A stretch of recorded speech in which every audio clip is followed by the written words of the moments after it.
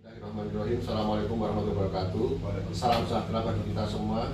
Yang kami hormati Bapak Kabid Tekno Distrik 3, Pak Agus, Bapak Masket, Pak Niko, Pak Masef, Pak Yasin, Pak Simi, dan Pak Surya.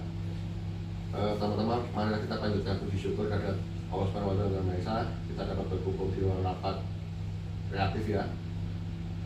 Pertama kita ada arahan-arahan nanti dari Pak Kabid. Yang pertama mungkin nanti temanya masalah innovation, yang inovasi.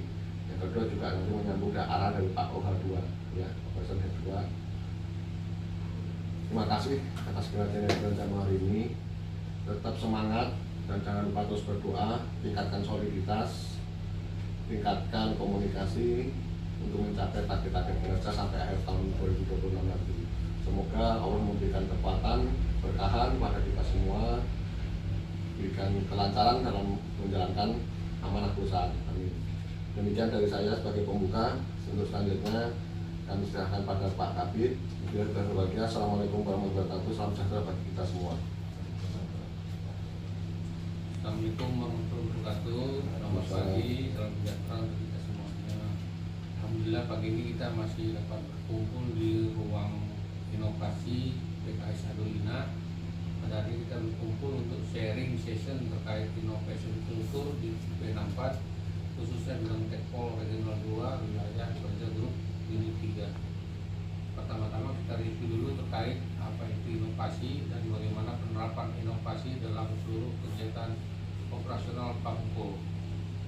Inovasi sesuai terjemahan dari KBBI adalah pemasukan atau pengenalan hal-hal yang baru yang merupakan implementasi dari ide kreatif untuk menghasilkan barang jasa baru atau peningkatan dengan tujuan untuk meningkatkan efisiensi, memberikan solusi dan memberikan dampak berarti bagi masyarakat ataupun organisasi.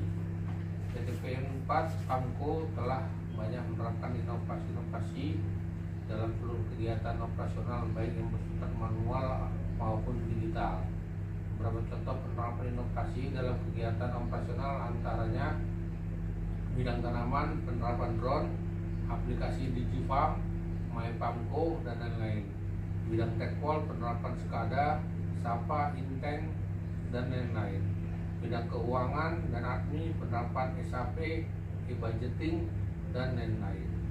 Semua inovasi tersebut dilakukan dengan tujuan untuk meningkatkan efektivitas, efisiensi, dan ekonomis atas seluruh kegiatan operasional perusahaan dengan tujuan meningkatkan pendapatan dan laba perusahaan.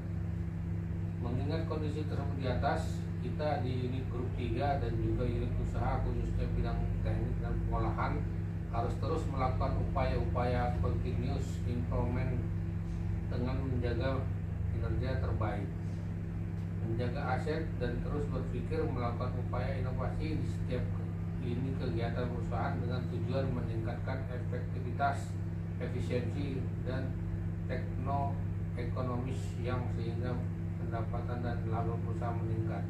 Untuk penerapan inovasi yang sudah dilaksanakan di bidang Tekpol khususnya seperti SCADA, Inteng, SAPA, MyPAMKO, DigiFarm, dan lain-lain kepada tim Adolina agar menjaga aset tersebut baik yang berupa instalasi, program atau software, dan perangkat pendukung lainnya, mitigasi risiko atas kerusakan dan kehilangan. Menggunakan aset tersebut baik berupa instalasi, software, aplikasi, dan perangkat pendukung tersebut secara kontinu dan konsisten. Melakukan perawatan secara berkala atas inovasi tersebut, memberikan masukan atau ide-ide atas inovasi tersebut agar dapat di-upgrade, koordinasi dengan kantor regional Medan. Mungkin demikian yang bisa saya sampaikan. Mari sama-sama kita upayakan inovasi yang sudah ada dan terus berupaya melakukan inovasi khususnya bidang tekpol dan pengolahan.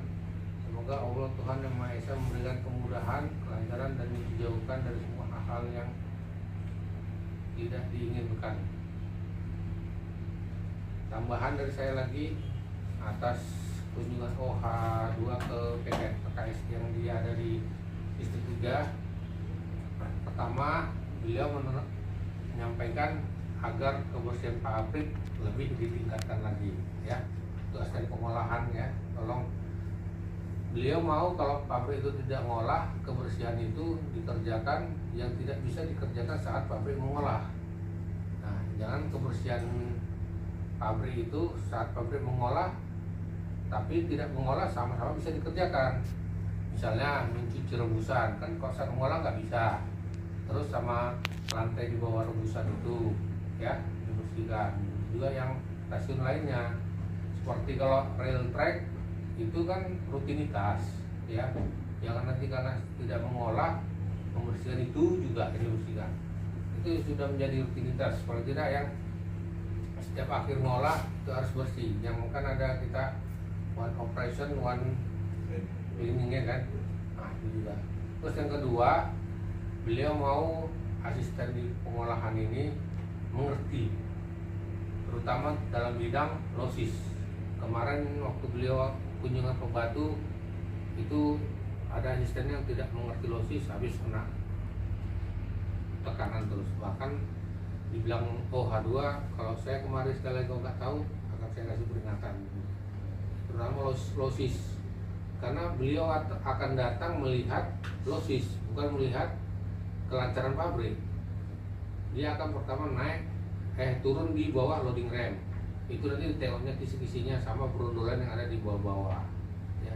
Itu pun mau dia kalau berondolan di bawah loading ram itu bukan kerjaan borongan. Di setiap penurunan buah atau memasukkan buah ke lori itu langsung dibersihkan. Jangan kita nanti mau aplusan baru dibersihkan, dia nggak mau gitu ya, dia maunya gitu.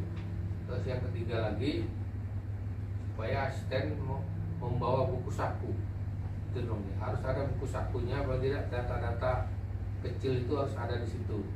Jangan nanti kalau ditanya masalah norma pun nggak tahu juga kita ya kan, apalagi si Jim ya masih baru, tolong dipelajari semuanya, tanyakan sama Mas Kep kalau nggak ngerti ya kan, apa-apa yang harus dipelajari ya.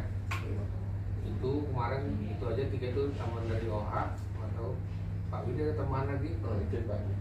Terima kasih Pak Kapit atas waktunya. Jadi Bapak-Bapak semua, yang sampaikan Pak Agus tadi masalah inovasi ya, innovation culture itu menjadi bagian dari diri kita semua. Mari di masing-masing ini kita terapkan. Banyak peluang untuk mendapatkan contoh tadi yang sampaikan Pak Kapit dari arahan Pak Oka juga. Bisa pabrik ini biasanya pakai manual, mungkin ada diinovasi dengan alat yang terbaru didesain bisa memudahkan pekerjaan. Contohnya jadi ambil peluang-peluang yang ada untuk dijadikan sebuah inovasi sehingga tingkat efektivitas, efisiensi dan teknoekonomi tercapai ya. Jadi peluang itu yang disampaikan tadi. Kemudian yang disampaikan Pak tadi, Pak Master juga ya, Pak Master kemarin juga waktu pas kunjungan Pak Wah juga kan, dan ini itu asisten teknik wajib memahami mesin-mesin ataupun instalasi per stasiun dengan detail. Jadi saya titip khusus Pak Master tolong nanti diarahkan daftar inventaris mesin instalasi tolong disahkan yang terbaru dengan kondisi yang spesifikasi yang detail. Itu terus diupdate. Jadi itu jadikanlah buku saku yang dijamu sampaikan Pak Kapit tadi. Jadi titip ya Pak Masker, Pak Master, Pak Asisten, Pak Jimmy ya semua ya. Kita temanya kita adalah inovasi. Setiap ada kendala itulah peluang untuk menciptakan inovasi. Siap semua?